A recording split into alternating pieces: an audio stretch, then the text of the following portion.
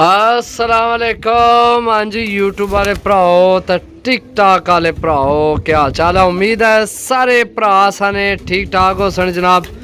पहली टैडी मादी जनाब, ओ अगली जनाब कसूरी मादी, अगे सेबे वाला नर, अगे जीरी दो बाज, अगे जनाब फिर टैडी पट्ठी जनाब माशाल्लाह, फिर जनाब टैडी पट्ठा, फिर जनाब रामपुरी, फिर जनाब देसी पिपला वाली परमोज, फिर जनाब टैडी, फिर जनाब टैडी पट्ठी। एली चेक करो जनाब, टोटल अपने भरावां वास्ते 10 पीस ने। एक कट्टे विच, एक विच गोल होए, किधर गया गोल होया?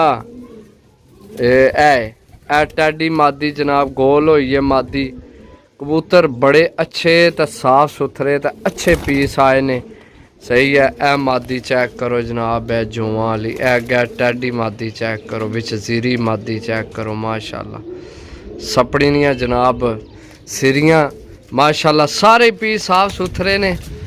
मेरे ख्याल है बराबर ही ने, जितने नार ने इतनी ही मादियाँ ने मेरा ख्याल है। लेकिन है तो उड्डण वाले ने, असीं किहड़ा जोड़ियां ले करके देन लग्या कि कन्फर्म तुहानू जनाब नार मादियाँ सेम दईए। ए पिपलां वाली चमुट्टी बड़ी तगड़ी पट्ठी है। सही है। परमोज भी है जनाब, बिल्कुल यंग पट्ठी है। चेक करो, बिल्कुल परमोज भी है। सही है। ए पीस चेक करो जनाब, तुहाड़ियां अखां ने सामने। सही है। ए मादी बड़ी तगड़ी मादी है। एली सही है। चेक करो माशाल्लाह। सही है। सारे साफ सुथरे पीस ने, 10 पीस ने। जिस भरा लैने हो जनाब दस सकना। ए जनाब बाकी हड्डी जोड़ भी माशाल्लाह तकरीबन सारे ने अच्छे ने। ए मादी बहुत पट्ठी, बहुत तगड़ी पट्ठी है एली टैडी। इंशाल्लाह इसकी निशानी ला लवे, याद कर सो के जनाब किसे दिती है। सही है। बाकी कै पट्ठी है जिसकी जामनू रंग लगे है।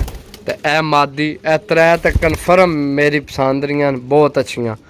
बाकी जनाब अगू ए चीज़ चेक करो, टैडी माशाल्लाह। सही है। ए रामपुरी चेक करो, ए मादी चेक करो, ए चेक करो। बाकी जनाब ए सारे तुहाड़ियां अखां ने सामने। सही है। रेट सुनो जनाब, रेट 850 रुपये पर 10 पीस ने, साफ सुथरे पीस ने। सही है। 850 रुपये पर ने। सही है। फड़ फड़ा विच भी तुहानू पता फर्क होना। सही है।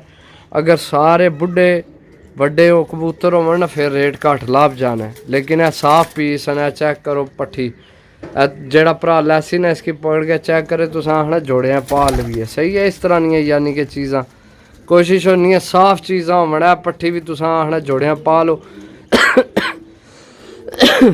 लेकिन दोस्तों जेला कबूतर साफ सुथरे चुन के आइए ना, 50-100 को नहीं तक्की ना, समझो।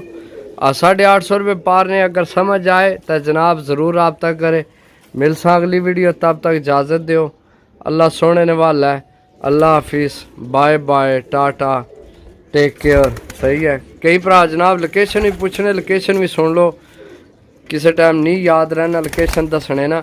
लोकेशन ज़िला गुजरात है, तहसील सराय आलमगीर है, ग्राम मेरा पुहांज है। कारगो इंशाल्लाह जिथे किसी भरा आखे जनाब कारगो आल पाकिस्तान है। सही है। ओके, अल्लाह हाफिज़।